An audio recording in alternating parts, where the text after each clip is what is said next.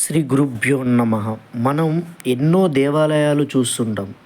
But ఇక్కడ ఈ దేవాలయంలో పరమశివుడు ప్రజల కష్టాలను తెలుసుకొని రాత్రికి రాత్రే చెరువును తవ్వడం జరిగింది. ఇది స్వయంభూ దేవాలయం. మన దేశంలో ఎన్నో శివాలయాలు, ప్రతి శివాలయాల వెనుక భక్తులపై పరమశివుడు ప్రేమను కనిపిస్తుంది. రాక్షసుల కోరికలకు కూడా మన్నించి వారి కోరికలపై ఏర్పడిన శివాలయాల్లో మన దేశంలో ఉన్నాయి.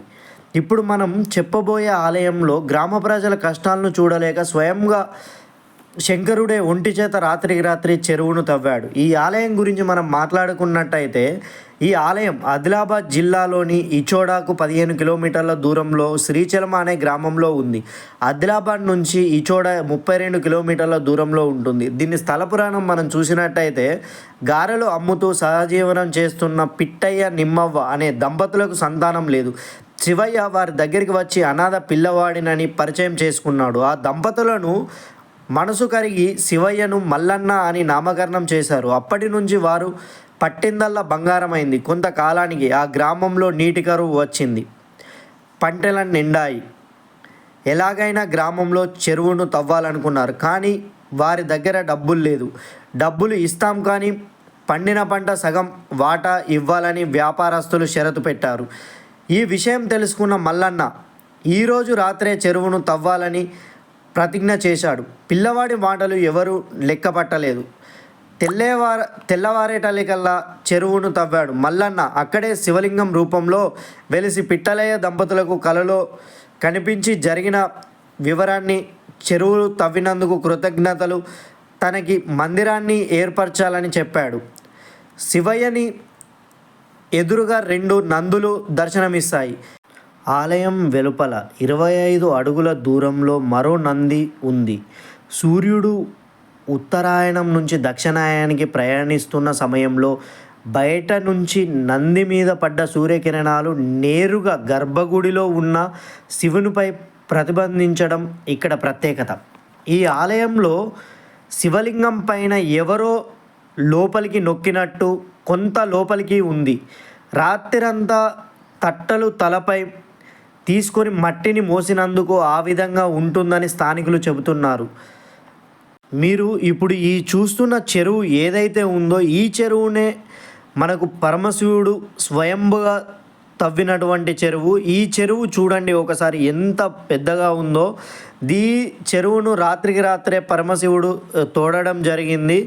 మీరు శ్రీకాళహస్తి ఆలయంలో ఉన్నట్టే ఇక్కడ కూడా 7 తలల నాగుపాము దర్శనమిస్తుంది. శని ప్రభావంతో ఇబ్బంది పడుతున్న వారు, రావుకేతువు దోషాలు ఉన్నవారు ఇక్కడ పూజలు చేస్తే మంచిదని చెబుతారు. సప్తరుచులు తలపై నాగశేషుడితో ఉన్న శివుడి ప్రతిమ ఆలనాటి కళ ప్రతిభకు నిదర్శనం.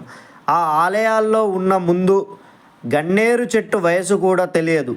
ఇది పురాణ కాలం నాటిదని చెప్తున్నారు. సాధారణంగా శివాలయాల్లో అగ్నిగుండాలు నిర్వహించరు. కానీ ఇక్కడ మాత్రం భక్తులు నడిచే క్షేత్రు ఘనంగా జరుగుతుంది. ఈ దేవాలయానికి ఏ విధంగా రావచ్చు అనేది కూడా ఒకసారి చూద్దాం. అదేవిధంగా గాయత్రి జలపాతం కూడా 15 కిలోమీటర్ల దూరంలో ఉంటుంది. హైదరాబాద్ నుంచి ఆదిలాబాద్కు అనేక బస్సులు ఉంటాయి. ఆదిలాబాద్ నుంచి ఇచోడ 32 కిలోమీటర్ల దూరంలో ఉంటుంది.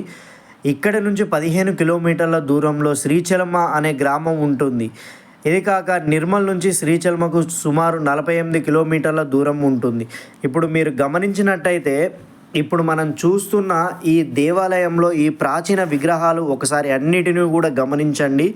ఇది చాలా పురాతనమైన దేవాలయం. మీరు గమనించినట్టయితే గణపతి దేవుడి విగ్రహం, అదేవిధంగా ఇక్కడ చాలా విగ్రహాలంటే చాలా పురాతనమైన విగ్రహాలు ఉన్నాయి. ఇక్కడ అసలు ఈ విగ్రహాలన్నీ కూడా ఆ రోజుల్లో ఎలాంటి పనిముట్లు లేనప్పుడే ఈ విగ్రహాలన్నీ కూడా చెక్కడం జరిగింది. పనిముట్లు అంటే మిషనరీ. ఈరోజు అంటే మనకు మిషనరీ అనేది అద్భుతంగా ఉంది.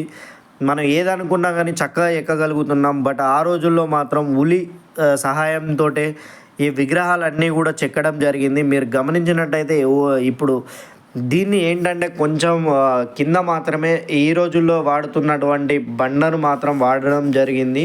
అంటే వీళ్ళు కొత్తగా వేయడం జరిగింది. ఈ నంది ఏదైతే ఉందో ఇప్పుడు మీరు చూస్తున్న నంది, ఆ నంది పైన పడ్డటువంటి కిరణాలు నేరుగా స్వామివారి విగ్రహం మీద పడడం జరుగుతుంది.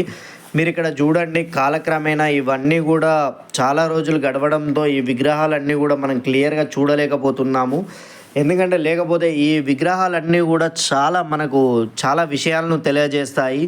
ఇక్కడ ఆ విగ్రహాలన్నీ కూడా చాలా పురాతనమైనవి కావడంతో మనం అసలు ఆ విగ్రహాలను క్లియర్గా చూడలేకపోతున్నాం. ఇప్పుడు మీరు చూస్తుంది ఏదైతే ఈ శివలింగం ఉందో ఈ శివలింగమే స్వయంభులింగం. మీరు ఈ శివలింగాన్ని పైన మీరు చూసినట్టయితే పరమశివుడు రాత్రంతా తట్టలు మోయడం ద్వారా ఒక వైపు సొట్టబడ్డట్టు ఉంటుంది. అదేవిధంగా ఈ విగ్రహానికి ముందు సైడు మనకు 2 నందులు కూడా దర్శనమిస్తాయి. చూడండి, ఇదంతా కూడా రాయితో నిర్మించినటువంటిది. రాయిపై రాయిని పేర్చి ప్రాచీన కాలంలోనే వీళ్ళు నిర్మించడం జరిగింది. మీరు గమనించినట్టయితే చూడండి ఒకసారి, ఎంత అద్భుతమైన దేవాలయమో.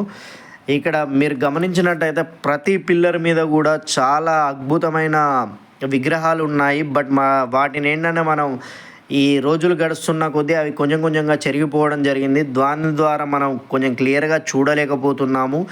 ఇలాంటి మోర్ అప్డేట్స్ కోసం please subscribe Shri Guru official channel. ఇంకొక 10 మందికి తెలిసేలాగా మీరు షేర్ చేయగలిగితే, మీరు సపోర్ట్ చేయగలిగితే నేను ఇలాంటి అద్భుతమైన వీడియోలు ఇంకెన్నో చేయగలుగుతాను.